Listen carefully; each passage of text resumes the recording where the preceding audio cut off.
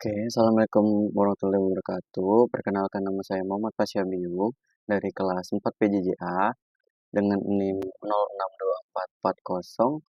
062440111837. Di kesempatan kali ini saya akan melanjutkan penjelasan tentang Geografik Informasi Sistem dengan dosen pengampu Ibu Dr. Insinyur Sri Reski Artini, Sarjana Teknik Magister Engineering. Oke, kita langsung saja ke historis yang pertama.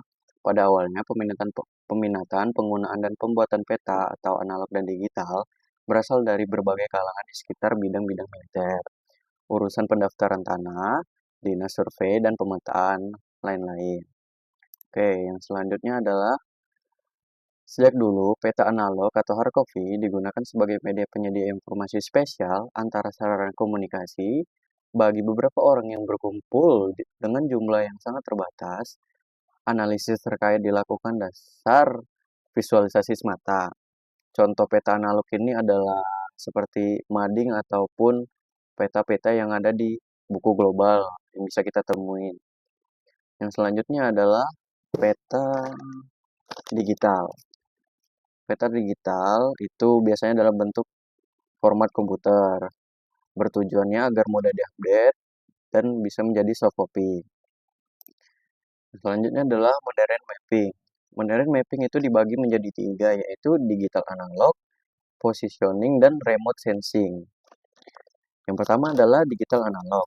Dalam bentuk komputerisasi, dalam bentuk data-data yang tersimpan di dalam komputer layar sentuh, yang dinamakan sebagai digital analog. Positioning itu pemanfaatan dari satelit posisi atau GPS. Dan remote sensing itu penghindaran. Oke, yang selanjutnya adalah remote sensing, yaitu adalah penghindaran jauh, yang dimana di saat kita ingin membuat sebuah peta, kita tidak harus datang ke tempat tersebut. Yang selanjutnya adalah teknologi memperoleh data spesialis. Yang pertama adalah tersedia beberapa sistem satelit menentukan posisi dan navigasi yang makin akurat dan bisa diakses oleh publik kapan dan di mana saja penggunaan dan user berada. Yang bisa kita satelit, GPS, GLONASS, Galileo, dan Kompas. Yang kedua adalah tersedia perangkat total substation atau plus program post production-nya yang dapat menghasilkan data ukuran terestrial 3 dimensi, skala besar, dan relatif cepat, dan format dalam bentuk format digital. Yang ketiga adalah tersedia perangkat digital atau echo sounder single multi beam plus program post processing-nya sehingga dan integrasi dengan perangkat recovery GPS dapat menghasilkan data ukuran perairan dangkal 3 dimensi berskala besar dan relatif cepat dan formatnya digital. Oke, yang keempat adalah tersedia sensor-sensor termasuk radar atau kamera yang beresolusi tinggi yang dapat menghasilkan data spesial 3 dimensi yang akurat dalam format digital. Perangkat ini dapat dibawa oleh platform satelit seperti pesawat terbang dan pesawat ulang-alik atau SRTM. Yang kelima, tersedia beberapa institusi resmi yang menyediakan data spesialis berupa cita satelit, foto utara, dan DEM secara cepat, mudah, dan murah dalam format digital. Contohnya seperti Google Earth, Google Map, Google Ocean, dan lain-lain. Yang keenam adalah tersedianya teknologi pendukung perangkat kelas dan lunak, telekomunikasi, dan jaringan internet yang makin canggih.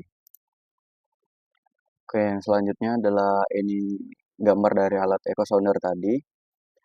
Alat echo sounder ini ialah alat yang digunakan untuk meng-scan permukaan bawah laut, yang digunakan untuk berbagai keperluan seperti tilang minyak, mengetahui kontur di bawah lautnya, dan lain-lain.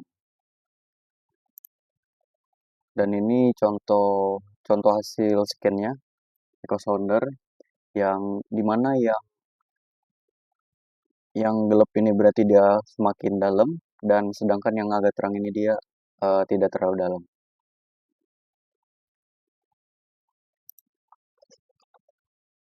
Selanjutnya adalah LiDAR atau Lightning Detection and Ring. LiDAR itu merupakan metode survei pemetaan dengan memanfaatkan sinar laser yang biasanya terbang di atas permukaan dengan jarak sekitar 700 sampai 750 meter di atas permukaan tanah.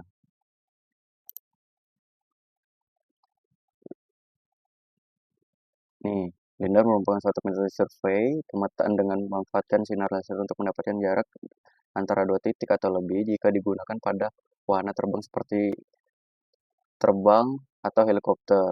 LiDAR mempunyai beberapa kemampuan seperti menempatkan hasil revolusi atau DEM yang kepanjangannya adalah Digital Evaluation Model yang tinggi.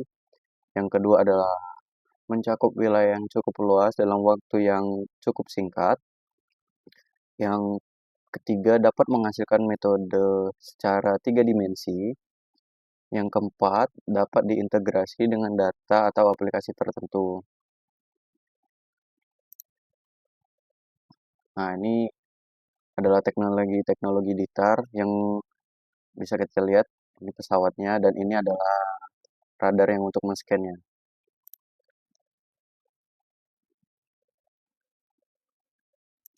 Oke, LiDAR itu terbagi dua, yaitu LiDAR untuk pengukuran topografi merupakan permukaan tanah yang dapat disebut airborne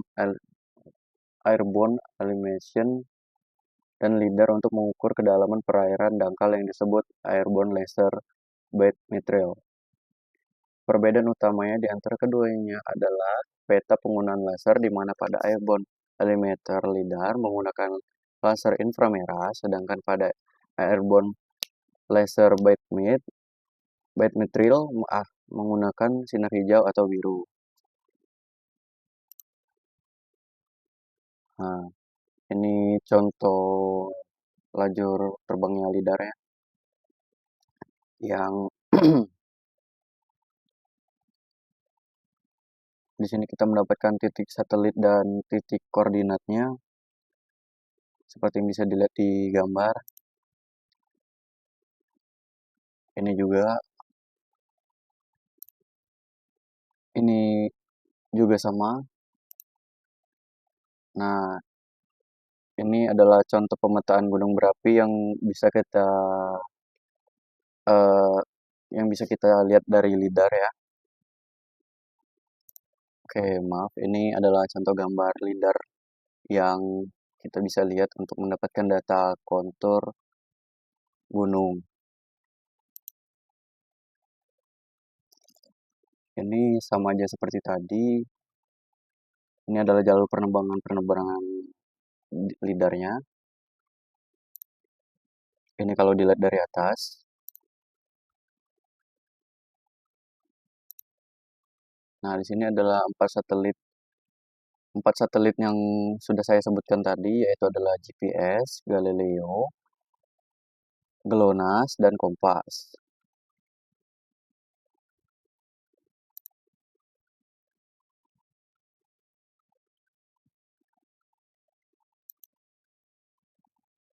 Ini adalah fotogrametri jarak dekat. Yang bisa kita lihat di titik merah-merah ini adalah titik koordinatnya, dan yang di bawah ini bisa kita lihat adalah biru-biru, ini adalah garis kontur atau positioningnya. Ini adalah sebuah kontur dari permukaan sebuah bukit atau gunung.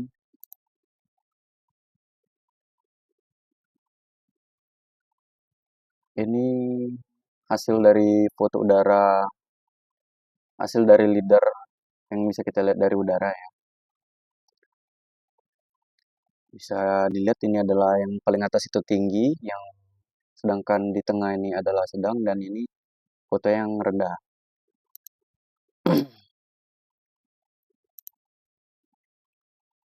Nah, yang selanjutnya adalah citra satelit.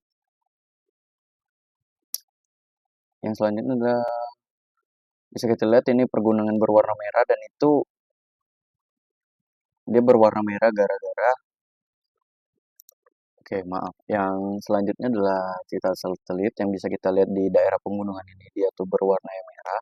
Yang itu dia berarti tinggi ataupun curam.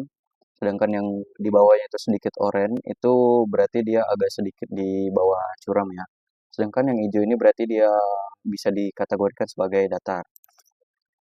Yang selanjutnya adalah efisiensi sistem informasi grafis yang yang menghasilkan data spasial dan data non spasial. Oke, kejelasan data spasial adalah data yang memiliki koordinasi atau dua dimensi yang memiliki posisi atau data bergeo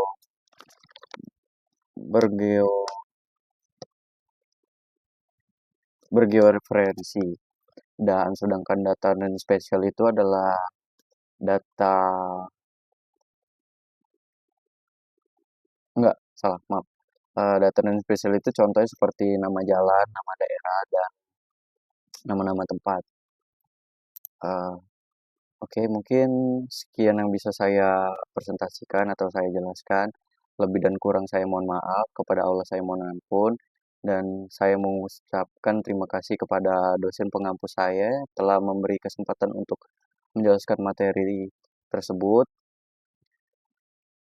Terima kasih.